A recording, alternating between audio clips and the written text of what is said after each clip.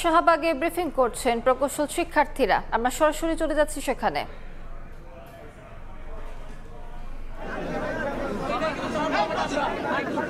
হ্যাঁ তুই পড়ার পর তুই বলিস একজন বলে তুই বলিস না আমি বলবো আমার পুরো গলা একদম বাজে অবস্থা ওরা বলতেছে ওরা দুই দফা ওরা বলবে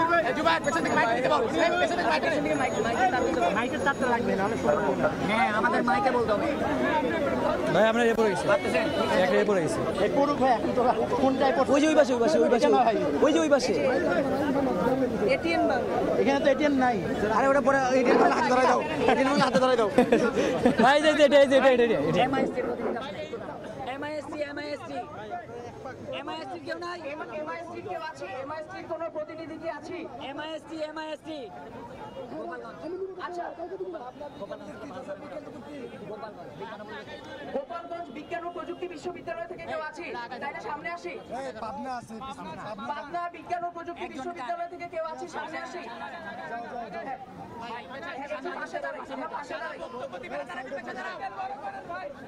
আচ্ছা আমরা আমাদের প্রেস ব্রিফিং শুরু করছি।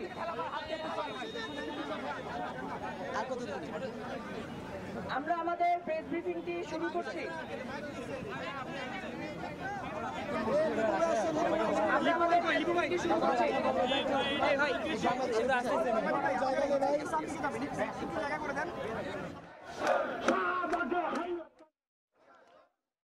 প্রকৌশল ও প্রযুক্তি বিশ্ববিদ্যালয়ের শিক্ষার্থীরা এই মুহূর্তে এই নগরীর তালাইমারিতে অবস্থান করছে। তালাইমারিতে রাজশাহী এবং নাটোর যে মহাসড়ক রয়েছে সেই মহাসড়কে অবস্থান করে তারা বেলা 3:30 থেকে তারা তাদের যে যুক্তিগুলো রয়েছে, তাদের যে দাবিগুলো রয়েছে সেই দাবিগুলো তুলে তারা স্লোগান দিচ্ছেন। তারা বলছেন যে ঢাকায় প্রকৌশল শিক্ষার্থীদের উপর পুলিশের যে সাউন্ড গ্রেনেড নিক্ষেপ, একই সাথে কেদানো গ্যাস নিক্ষেপ, তাদের উপরে হামলা, লাঠিচার্জ, তারই প্রতিবাদে তারা এখানে অবস্থান করছেন। তারা বলছেন যে এখানে প্রকৌশল যারা শিক্ষার্থী ঢাকায় আন্দোলন করছিলেন তারা আসলে শান্তিপূর্ণ আন্দোলন করছিলেন, সেই শান্তিপূর্ণ আন্দোলনের উপর পুলিশ উস্কানি মূলক আসলে যে হামলাটি করেছে সেই হামলার তারা প্রতিবাদ করছেন এবং এর সাথে যারা দোষী রয়েছেন তাদের চিহ্নিত করে তাদের বিরুদ্ধে তারা তদন্ত এবং বিচার দাবি করছেন। একই সাথে তারা যেটি বলছেন যে তাদের যে 3 দফা দাবি রয়েছে, তারা যেটি বলছেন যে ডিপ্লোমাদের যে কোটা রয়েছে সেই কোটা সম্পূর্ণরূপে বাতিল করতে হবে এবং কেউ যদি প্রকৌশলী পরিচয় দেয় সেক্ষেত্রে তাকে বিএসসি যে ডিগ্রি রয়েছে সেটি অর্জন করতে হবে এবং একই সাথে নবম এবং দশম যে গ্রেডে কোটা প্রথা রয়েছে সেই প্রথাটি সম্পূর্ণরূপে তুলে দিতে হবে। একই সাথে দশম গ্রেডে যে চাকরির ক্ষেত্রে সেটি সম্পূর্ণরূপে যারা বিএসসি পড়ছেন তাদের জন্য উন্মুক্ত করতে হবে এবং তারা বলছেন যে প্রকৌশল শিক্ষার্থীদের উপর যে হামলা সেই হামলা খুবই ন্যাক্কারজনক এবং তাদের যে 3 দফা দাবি এবং হামলার বিচার না হওয়া পর্যন্ত তারা এই তালাইমারি মোড়ে অবস্থান করবেন।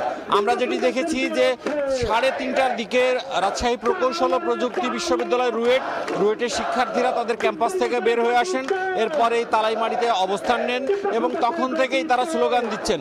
আমরা যেটি দেখেছি যে এই তালাইমারি মোড় অবস্থান করার ফলে রাজশাহী থেকে নাটোরগামী যে বাসগুলো রয়েছে সেগুলো বিকল্প পথে চলাচল করছে, অন্যদিকে রাজশাহী নগরী এবং নগরী থেকে নাটোর এবং একই দিকে যে ভদ্রামোড় সেদিককার যে চলাচল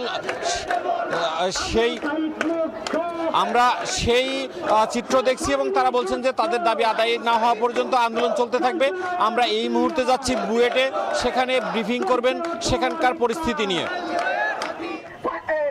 ফজল কবির খান, জনাব আদিলুর রহমান এবং সৈয়দা রিজওয়ানা হাসানকে আজকে এসে এর নিশ্চয়তা প্রদান করতে হবে।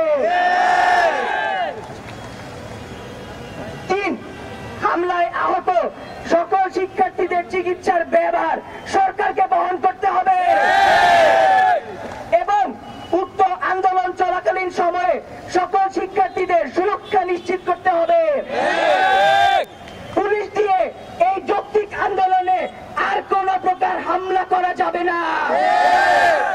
পুলিশ দিয়ে আন্দোলন বন্ধ করা যাবে না, আন্দোলন বন্ধ করা যাবে না, পুলিশ দিয়ে আন্দোলন বন্ধ করা যাবে না। 4 রোকন ভাইয়ের উপর হামলাকারীদের অনতিবিলম্বে গ্রেফতার করে আইনের আওতায় আনতে হবে এবং চাকরি থেকে বহিষ্কার করতে হবে।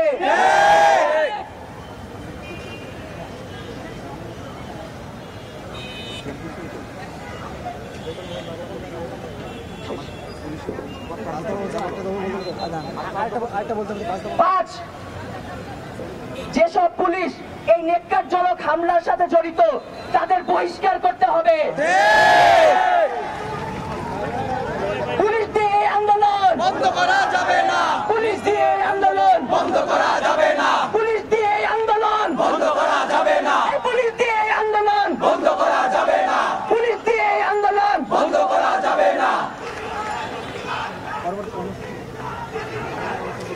অবিলম্বে আমাদের এই দাবিগুলো মেনে নেওয়া না হলে আমরা কঠোর কর্মসূচি দিতে বাধ্য থাকবো। এবং এখানে সব ধরনের প্রতিষ্ঠান প্রকৌশল প্রতিষ্ঠান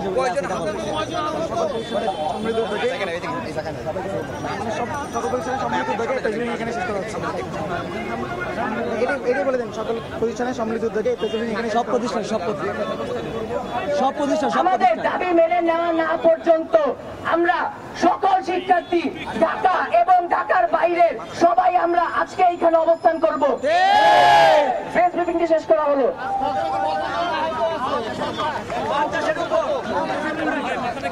আমাদের 50 থেকে 60-এর বেশি পরিমাণ শিক্ষার্থী আহত এবং এই মুহূর্তে ঢাকা মেডিকেল সহ বিভিন্ন মেডিকেলে ভর্তি আছে।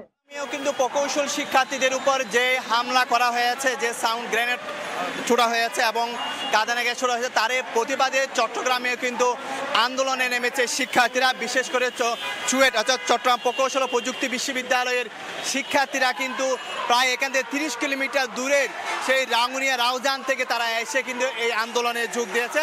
এই মুহূর্তে চট্টগ্রামে যে 2 নাম্বার গেট রয়েছে সেখানে কিন্তু মোড়ে তারা কিন্তু দাঁড়িয়ে গেছে এবং নানা স্লোগান দিচ্ছেন, কোটা বিরোধী নানা স্লোগান দিচ্ছেন এবং তারা তাদের দাবি আদায়ের কথা বলছেন এবং তারা বলছেন যে আসলে ঢাকায় যেভাবে প্রকৌশল শিক্ষার্থীদের উপর যেই তারা 3 দফায় যে দাবি দিয়েছে সে দাবি আদায় করতে উপর তাদের উপর যে হামলা করা হয়েছে, যেই নির্মম নৃশংসতা দেখানো হয়েছে সেটি তারা মেনে নিচ্ছে না।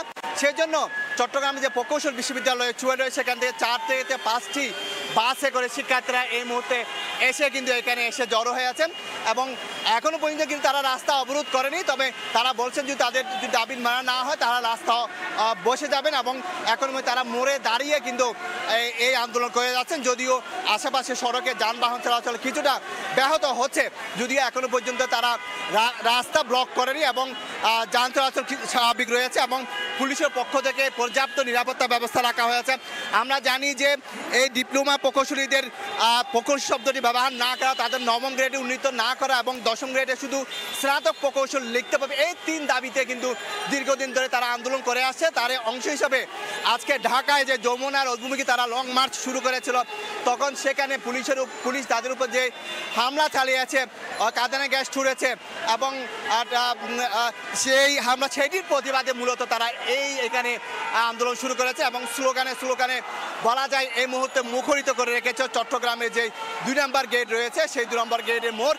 এটি চট্টগ্রামের সবচেয়ে গুরুত্বপূর্ণ সড়ক, অর্থাৎ এখান দিয়ে কিন্তু চট্টগ্রাম বন্দর এবং যে শাহমান আন্তর্জাতিক বিমানবন্দর সহ বিভিন্ন জায়গায় কিন্তু এখান থেকে গিয়ে দেওয়া হচ্ছে। আমরা আসলে যে স্লোগানে যে প্রকম্পিত হচ্ছে, যে ধ্বনি আমরা শুনতে পাচ্ছি, তাদের মধ্যে যে ক্ষোভ সেটি কিন্তু স্লোগানের মাধ্যমে আমরা জানতে পারছি এবং তারা তাদের যে দাবিগুলো আছে সেই দাবিগুলোর আদায়ের বারবার কথা বলছেন এবং যে অন্তর্বর্তী যে সরকার রয়েছে সেই সরকারকে তাদের যে দাবিগুলো রয়েছে সেই দাবিগুলো মানার জন্য তারা বলছেন এবং এই মুহূর্তে কিন্তু কিছুটা হলেও যান চলাচল স্বাভাবিক আছে। তবে তারা বলছেন তাদের দাবি মানা না হলে তারা কিন্তু এই রাস্তা ব্লক করে দিবে, সেই ঘোষণা তারা দিচ্ছেন। পেয়েছে আমার কাছে সর্বশেষ তথ্য। আমরা সরাসরি যুক্ত ছিলাম ঢাকার শাহবাগ, চট্টগ্রাম এবং রাজশাহীতে।